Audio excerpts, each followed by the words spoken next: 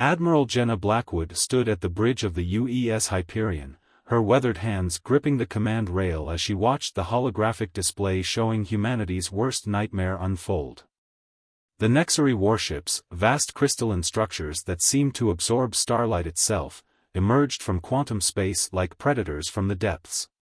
"Status report," she commanded, her voice steady despite the gravity of the situation. The bridge crew, trained for years but facing their first real combat scenario, responded with professional precision. Lieutenant Hassan Rahman's fingers danced across his tactical console. 17 Nexari vessels detected, Admiral. Energy signatures suggesting weapons we've never encountered before. They're positioning themselves around New Haven colony. New Haven, humanity's furthest settlement from Earth, home to 3 million civilians. The colony's defense platforms looked like toys compared to the alien armada that now surrounded it. Jenna had feared this day would come ever since the first scout ships detected signs of the Nexari Empire 6 months ago. "Open a channel to Fleet Command," she ordered, knowing the quantum entanglement communicator would deliver her message instantly across the light years. "And get me Director Zhao of New Haven." The holographic displays shimmed as two figures materialized, Fleet Admiral Reyes on Earth and Director Zhao on New Haven. Zhao's usually composed face showed clear signs of strain. "They're demanding immediate surrender of the colony," Zhao reported, her voice trembling slightly. "They claim humans are inefficient users of cosmic resources and that our territory will be optimized under their control." Jenna's jaw tightened. The Nexari, from what little intelligence they had gathered, were utterly alien in their thinking. They viewed organic life as messy, wasteful, and in need of correction. Their idea of optimization meant complete restructuring of planets and their populations. "The Second Fleet is 8 hours away at maximum burn," Admiral Reyes announced. "But the Hyperion is all we have in range right now. Admiral Blackwood, your orders are to buy time and protect those civilians at all costs." Jenna nodded, her mind already racing through options. The Hyperion was humanity's newest warship, equipped with experimental technology that hadn't even been fully tested yet. Against 17 Nexari vessels, it was like bringing a knife to an artillery fight. But she had one advantage: the Nexari had never faced humans in combat before. They didn't know what humanity was capable of when pushed into a corner. "Lieutenant Rahman, plot a microjump trajectory through their formation. Ensign Patel, power up the gravity lance. Chief Torres, I want every ounce of power you can give me to the experimental shields." Her crew responded instantly, their training kicking in despite the overwhelming odds. The Hyperion's engines hummed to life, building up energy for what could be their final battle. "Director Zhao, begin emergency evacuation procedures. Get your people to the shelter complexes. We'll keep them busy." Jenna's voice carried the weight of command, steady and reassuring despite the chaos unfolding around them. The Nexari ships began moving, their crystalline structures reflecting distant starlight in mesmerizing patterns. Their first communication arrived, translated by the ship's AI, "Organic entities, your resistance is resource inefficient. Submit to optimization." Jenna allowed herself a grim smile. "Send them our response: humanity doesn't submit. We never have, we never will." The Hyperion's engines flared to life, its experimental quantum drive tearing a hole in spacetime. As they prepared to engage, Jenna thought of Earth, of the billions of humans counting on them to hold the line. The Nexari had no idea what they had just started. "All hands, battle stations," she commanded. "Let's show these aliens why humanity survived everything the universe has thrown at us so far." The battle that followed would be remembered as humanity's first major engagement with an alien force, and the beginning of a war that would reshape the galaxy. But in that moment, on the bridge of the Hyperion, Admiral Jenna Blackwood focused only on the next few minutes, on buying enough time for reinforcements to arrive, on protecting the 3 million souls behind her. The Hyperion surged forward, its experimental weapons charging, ready to make history. The fate of humanity's expansion into the stars hung in the balance, and Jenna Blackwood intended to make sure humanity's first major contact with hostile aliens would not be its last. The quantum stealth suit hummed softly against Raven's steel skin as she moved through the shadows of the Nexary space station.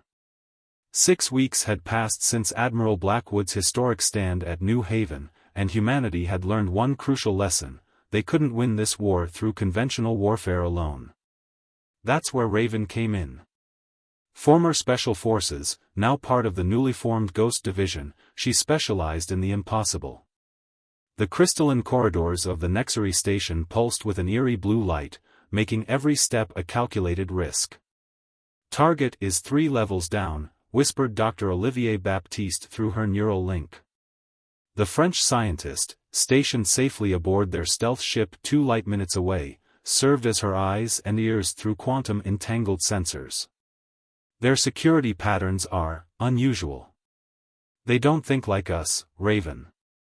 That's why they never see us coming," she replied softly, her augmented eyes scanning the alien geometries around her. The Nexary built everything with brutal efficiency, no aesthetics, no comfort, just pure function. Their stations were more like massive computers than habitats. Her mission was simple on paper: infiltrate the Nexary research facility, extract data on their quantum weapons technology, and plant quantum virus cores in their systems. In reality, she was deep in enemy territory with technology they barely understood, hoping the theories about Nexary cognitive blind spots were correct. A group of Nexary drones floated past, crystalline structures that somehow housed consciousness. Raven held her breath, though she knew her quantum stealth suit made her virtually undetectable. The drones paused, their faceted surfaces refracting light in complex patterns, before continuing their patrol. "They're beautiful, in a terrifying way," Olivier commented. "Pure energy in crystal, no organic components at all. Their entire civilization is a rejection of biological life." Raven reached a vertical shaft that stretched both up and down through the station. "Save the xenology lectures for later, document. I need a clear path down." She activated her gravity manipulators, technology reverse-engineered from salvaged Nexary ships. The artificial gravity shifted around her, allowing her to walk down the wall of the shaft as if it were a gentle slope. 3 levels down, she encountered her first real obstacle. The research sector was sealed behind quantum-locked barriers, fields of pure probability that could shred matter at the atomic level. "Their security is escalating," Olivier noted, his voice tense. "They might be detecting quantum irregularities from your suit." Raven pulled out a device that looked like a small crystal, technology developed by Dr. Volkov's team back on Earth. "Let's see if our quantum skeleton key works as advertised." The device pulsed with inner light as she held it near the barrier. For a moment, nothing happened. Then reality itself seemed to hiccup, and a hole appeared in the quantum field. "Remind me to buy Volkov a drink if I make it back," Raven muttered, slipping through the opening. The research sector was different from the rest of the station. Here, the crystalline structures were more complex, more alive with energy. Holographic displays showed weapons tests, beams that could tear apart spacetime itself. "Found what we're looking for," Raven said, approaching a central crystal matrix. She began attaching quantum virus cores to key nodes. Each core contained Dr. Baptiste's latest creation, viruses that could infect the pure energy systems of the Nexary. A sudden shift in the ambient energy made her freeze. "Doc, something's wrong." "Multiple energy signatures converging on your position," Olivier confirmed, his voice urgent. "They've detected the quantum fluctuations. You need to move, now." Raven activated the last virus core and turned to see Nexary warforms materializing around her, crystalline structures twice her height, bristling with weapons. Their voices filled her mind, a chorus of cold, mechanical thoughts. "Organic infiltrator detected. Commencing optimization." "Not today," Raven growled, activating her emergency quantum tunneling device, another of Volkov's experimental toys. The world turned inside out as she phased through dimensions, her consciousness screaming as reality twisted around her. She materialized back on the stealth ship, collapsing into Olivier's waiting arms. "Did we get it?" she gasped. The French scientist helped her to a chair, checking her vital signs. "Data received, virus cores activated. We've given them something to think about." Raven managed a weak smile as the stealth ship engaged its quantum drive, slipping away from the Nexary station. Behind them, chaos was already spreading through the alien systems as the quantum viruses began their work. The war was far from over, but humanity had just proved they could hurt the seemingly invincible Nexary. Sometimes the smallest warriors could strike the hardest blows. "Next target?" she asked, already knowing the answer. Olivier brought up a holographic map showing dozens of Nexary installations. "They're already adapting to our viruses. We need to strike faster, harder." Raven nodded, ignoring the lingering pain from the quantum tunneling. In this war, every small victory counted, every bit of data could mean the difference between survival and extinction. The silent war had begun, and humanity's shadow warriors were just getting started. Dr. Nikolai Volkov hadn't slept in 3 days, but the equations dancing across his holographic displays were too important for rest. Deep within the underground research facility on Luna, he and his team were racing against time to decode the secrets of Nexary technology. "The quantum resonance patterns are unlike anything we've theorized," he muttered, his Russian accent thicker with exhaustion. "They're not just manipulating spacetime, they're rewriting the fundamental laws of physics on a localized scale." Dr. Lakshmi Patel, his longtime colleague, looked up from her own workstation. "Nikolai, you need to see this. The data Raven stole from their research station. I think I've found something." The holographic display shifted, showing complex patterns of energy that seemed to fold in on themselves infinitely. The Nexary weapons weren't just destroying their targets, they were erasing them from existence by changing the quantum probability of their existence to 0. "They've mastered probability manipulation," Nikolai breathed, his tired eyes suddenly wide. "But there's a flaw in their approach. They assume reality is deterministic, predictable." "And it's not?" Lakshmi asked, though she already knew the answer. They'd been exploring this theory for months. Human consciousness introduces chaos into quantum systems.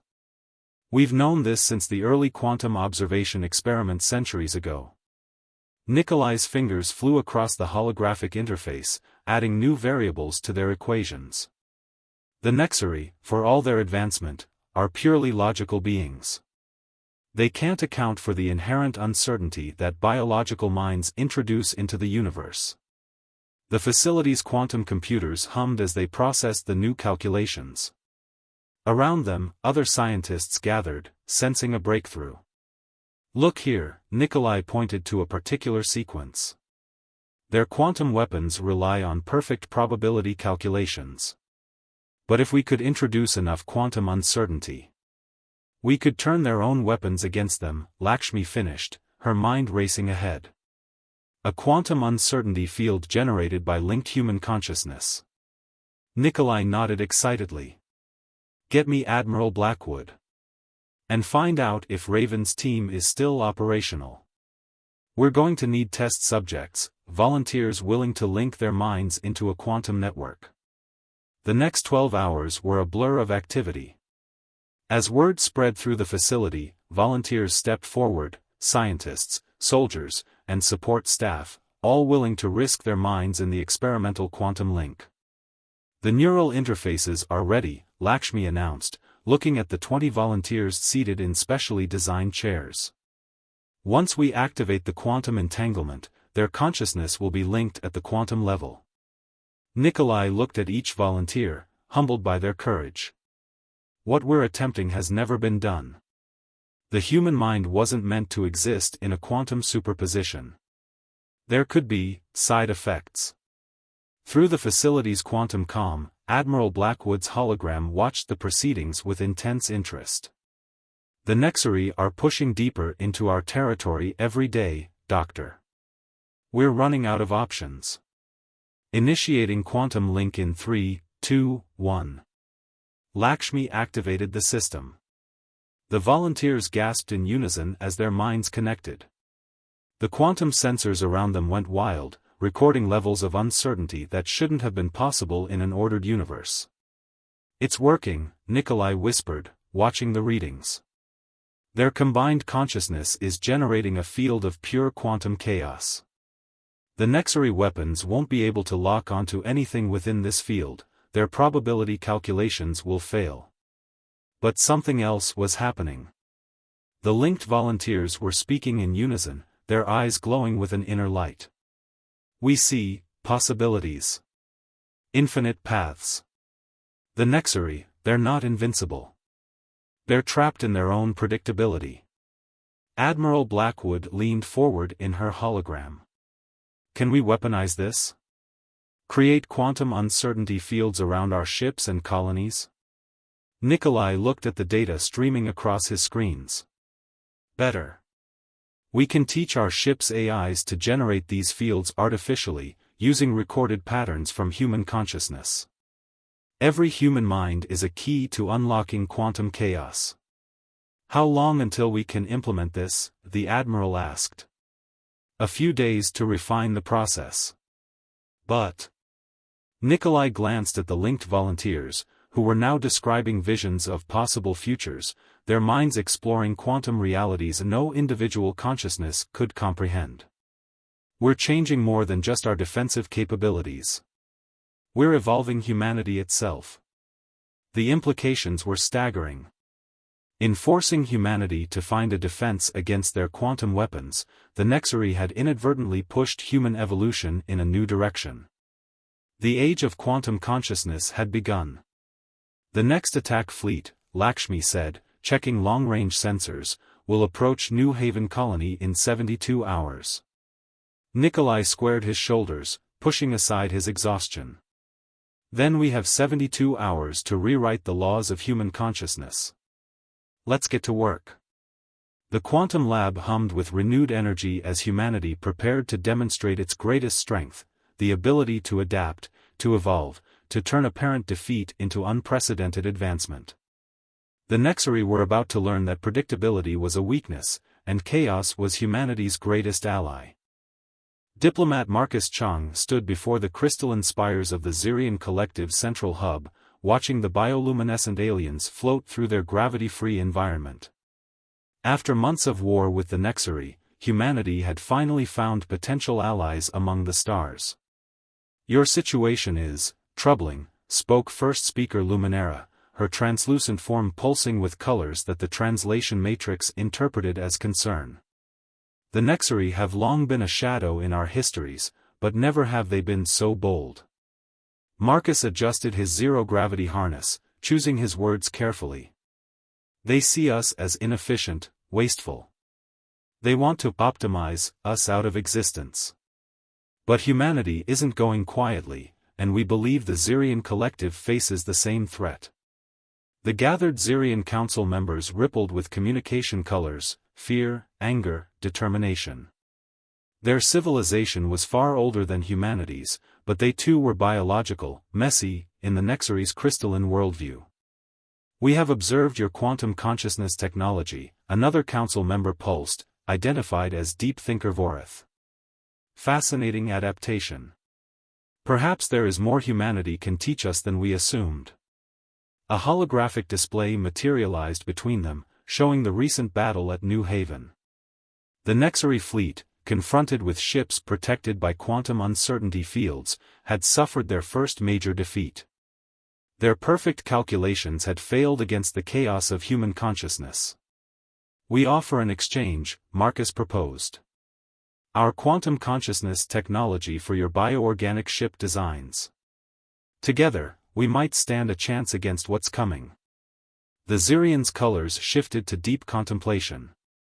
They were masters of biological technology, their ships grown rather than built, powered by the same principles that gave their own bodies the ability to navigate space naturally. First speaker Luminara moved closer to Marcus, her form casting prismatic patterns across his suit. The Nexari have begun expanding into 3 other sectors.